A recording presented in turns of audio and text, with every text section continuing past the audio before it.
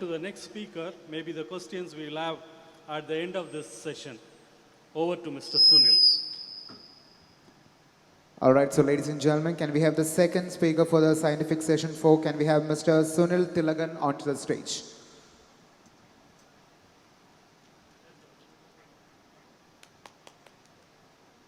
Ladies and gentlemen, can we have a huge round of applause for Mr. Sunil?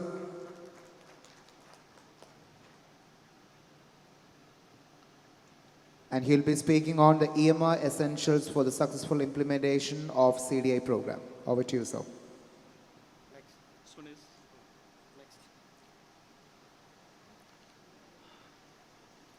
Good evening, everyone.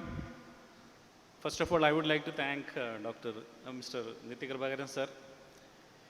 He's not only he was my chief when I started working in Amrita Institute of Medical Science, and he was one of my mentors. And I learned a lot from him. Then I moved to Abu Dhabi. So I'm going to speak about the features of electronic medical record, which is essential for implementing a clinical documentation improvement program. See, my background is, I'm an HIM professional, and I'm responsible for maintaining applications, electronic applications used by HIM, CDI, and coders. So that is my background. So I would like to share my expertise of my area where, what is required in an electronic medical record to implement a CDI program.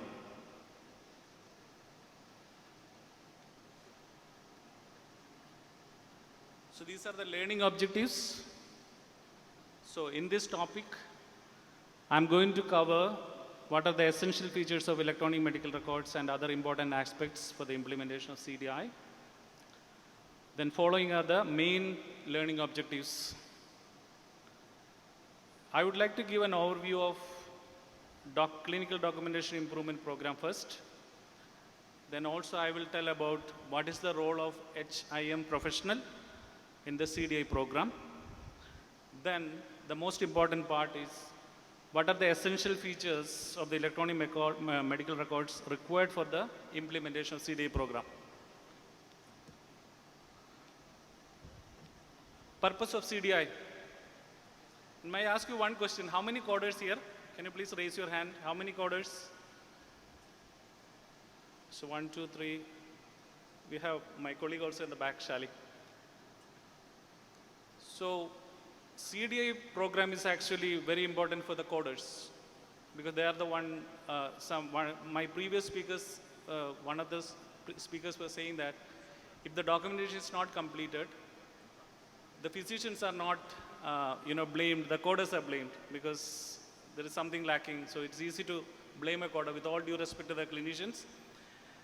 So the purpose of the CDI program is to initiate concurrent and as appropriate retrospective reviews of health records for conflicting, incomplete, or non-specific provider documentation.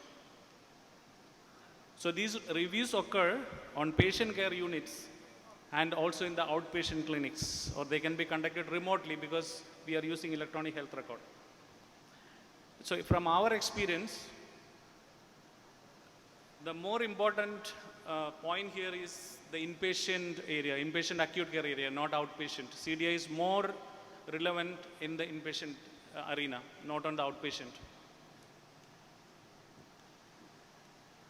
Benefits of CDI. Number one, fair and accurate reimbursement. Improved specificity and accuracy in code selection. My colleague, Mr. Jamil Ahmed, has mentioned about specificity and accuracy in code selection, because if the documentation does not give specificity in the diagnosis, it would be very difficult to code. So that results in, so many unspecific codes. There were questions about, when these unspecific codes can be stopped. There will be no stop because if there is no clinical documentation improvement program, it lacks specificity and accuracy. Hence, the code selection will be a nightmare. Risk of mortality. The coders, you must be knowing the DRG, diagnostics related grouping, right? The risk of mortality that shows the acuity level of the patient. So the ROM, risk of mortality, is reported accurately if you have a CDI program.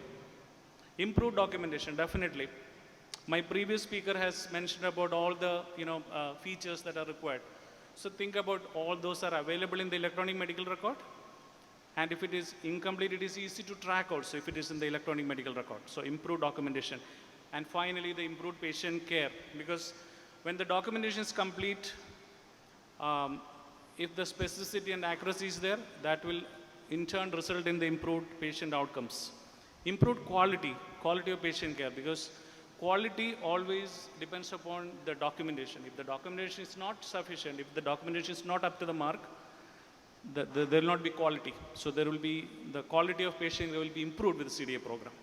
Public reporting and scorecards. This is the time of data. Even our theme for the conference is related to data. So data is being used widely. And Mujib was mentioning about the trillions of megabytes and terabytes of data that is being created, right? So public reporting and scorecards is generated, can be more effective with the implementation of CDA program.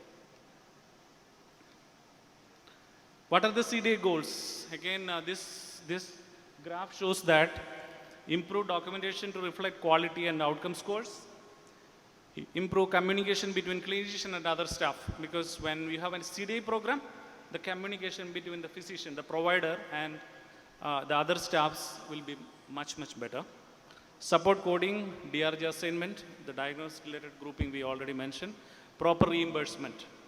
Then the identify and clarify missing conflicting documentation related to diagnosis and procedures. This is done by communicating with the physicians.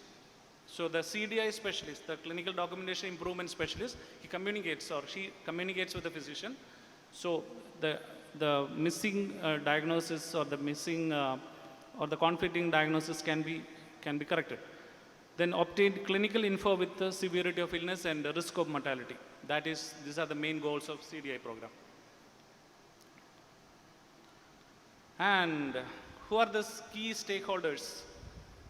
Finance and revenue cycle, executive leadership. Without the support from your chief medical officer or your chief nursing officer, your CEO, your COO, your CQO, this is not possible. So you need support from the management. Medical staff, definitely the support of the physician. If the physicians are not supporting, you cannot have an effective CDA program. Case management and utilization review team. You know the case managers who review the records and who actually discuss with the physicians for the utilization management. So they are also one of the key stakeholders. HM and coding, definitely, because HM is responsible for the documentation and coding is definitely responsible for the reimbursement and coding. Nursing, because nursing also do documentation. Quality and risk management, compliance and ethics. Who are the CDA staff? HIM professionals, nurses, physicians, allied health. This is a group which can implement a CDA program. It is not only done by HIM or coding, it is done as a team. So what are the steps required in designing an EMR, electronic medical record, for the CDI? You first analyze your challenges, your requirements, then your subject matter experts and the stakeholder engagement is required. You have to define the scope by discussing with the stakeholders. Then you arrive at the best design options. Then you have to train the staff. You need to do testing. Then you implement. These are the 4 steps we can see in any EMR implementation. These are the 4 steps you need to follow. Essential features of CDI. Let's start from the bottom. Smart templates for physician documentation. If you have a smart template where the documentation is defined, then it is very easy and time saving for the physician to use smart templates. They don't have to type. They can select. They can, click on the radio buttons, choose certain things. So it will save their time. NLP, natural language processing. You might have heard about the natural language processing, because physicians are the most busiest people.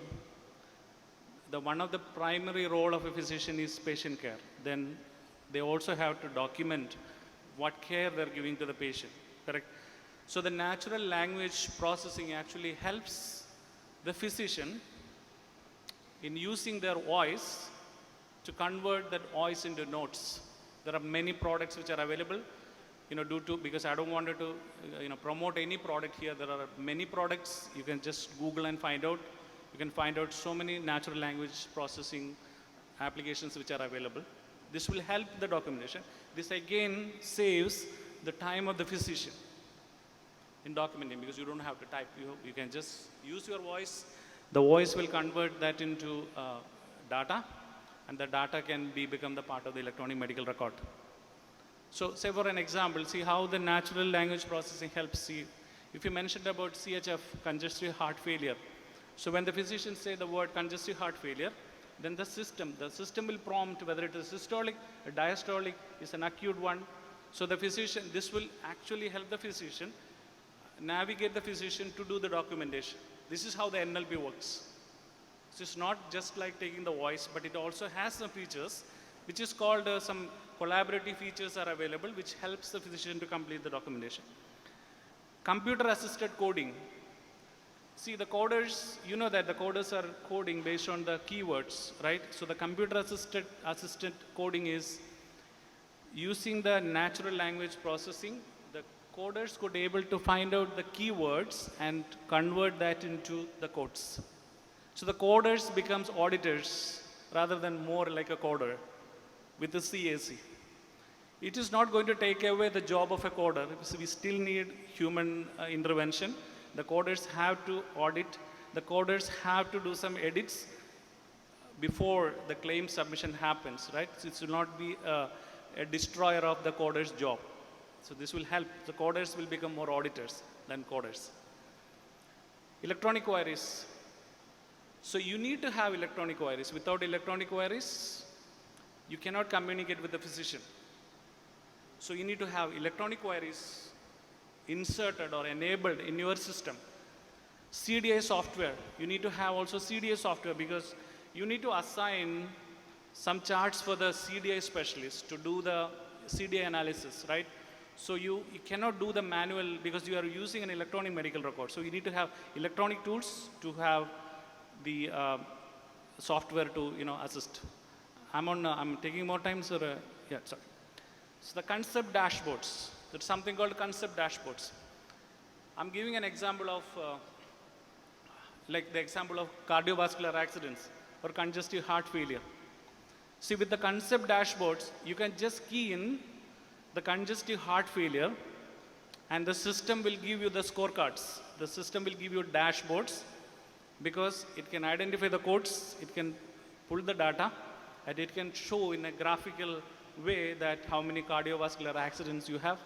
And then it can also give, based on the age, sex, and the severity level, it can give different values. Sorry. So these are called concept dashboards. So you need to have these features included in your electronic medical record to do the CDI.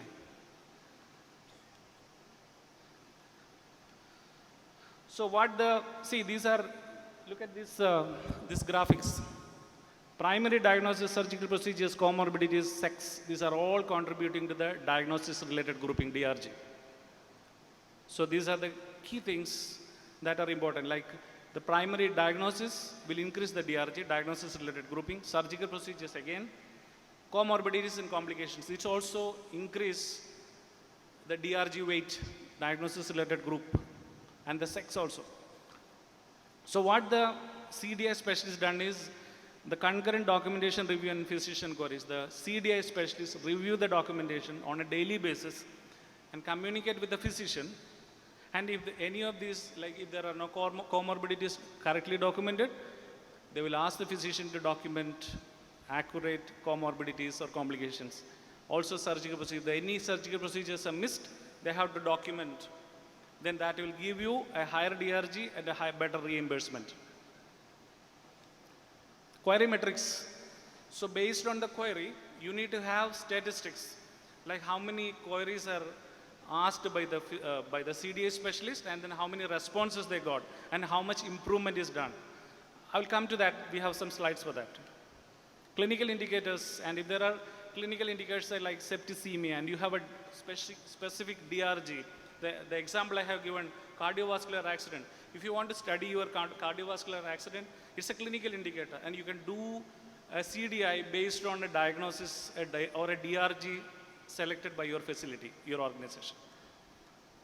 CDI analyst productivity, and you also need to measure how much work is done by the CDI specialist, how much analysis they have done, how much productive they are.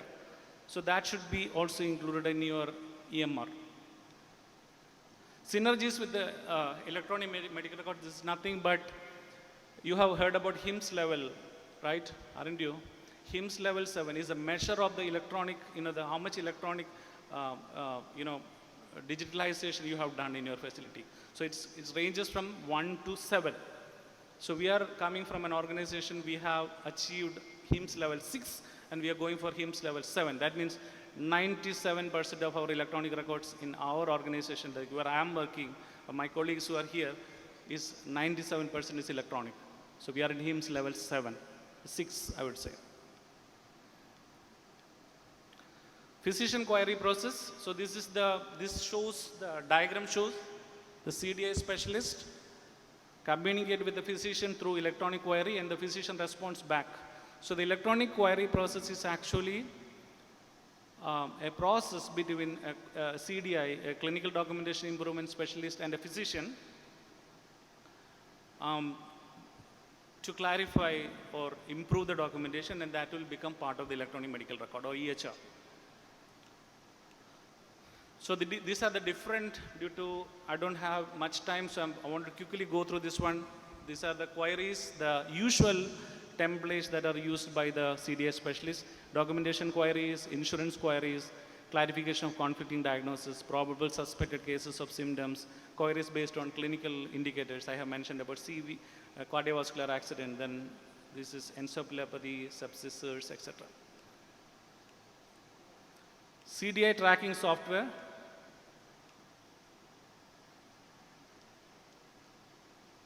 So we have mentioned about the CDI work list. CDI work list is nothing but the list of records that should be reviewed by the CDI specialist. Natural language processing we already covered. I have mentioned about natural language processing. Concept dashboard is CHF dashboard, for example. Deficiency abstract. Deficiency abstract is nothing. When the CDI specialists do the review, they have to document the deficiencies and then communicate with the physician. So it shows a tracking of the deficiencies that they have identified in the system, and they communicated with the physician on the dates and the status, whether it is initiated, closed, or whatever. Dashboards. We have mentioned about the CDI metrics. So the total discharges available for review divided by actual CDI reviews percentage. That means this metric shows how many discharges are reviewed and how many CDI reviews the percentage is completed. Severity classification, the number of clarifications that result in a severity change. Like when the CDI specialists have reviewed, and then this increase the severity, and then just increase the DRG. Physician clarification impact on percentage. The number of clarifications placed by a CDI that had an impact on your DRG. That's another metric. This all shows that how successfully you can measure your CDI program. These are the statistics, the metrics. Physician response, like when the physician is getting a query from a CDI specialist, and how many percentage of queries are responded by the physician. This is another metrics. Physician agreement with the CDI specialist. When you are saying there is a conflicting diagnosis, and when the physician mostly disagree, like Madimare. So how many percentage of the cases that they have agreed, which is also another metrics that also shows the successful CDI program. These are some examples. These are not the real patients. So you can see here the DRG, you can see the AED. This is in dirhams because we are using dirhams in the UAE. 21,746 was before the review, and now it has changed to AED 46,000. So that is the improvement the CDI, that is the revenue the CDI specialist has brought. Just an example. So we have mentioned that the CDI also helps in the patient safety and continuity of care. So you can see here, patient who is currently on anticoagulant should not be ordered heparin. So this patient has given heparin. It may not be correct, but it is documented. So this patient should not have been given an anticoagulant. So this improves. This is actually a documentation improvement. A cause and effect relationship must be documented for continuity of and quality of care. Patient is non-case of hypertension, diabetes mellitus, diabetic nephropathy, and CKD stage 4. No causal relationship documented as diabetic kidney diseases. So there is an important diagnosis which is missing here. If that diagnosis is added, the coder will code it and it will result in another a higher DRG. Correct? Usage of internationally approved abbreviations for the patient safety. So these abbreviations are not allowed because this is the chief complaint. Chief complaint should not contain any abbreviations. So this should be communicated with the physician, and the physician should change this to the expansions basically. So these are the references. You would like to see these references and you can find this out. And this is my contact information. If you would like to communicate with me and for any clarifications, you are more than welcome.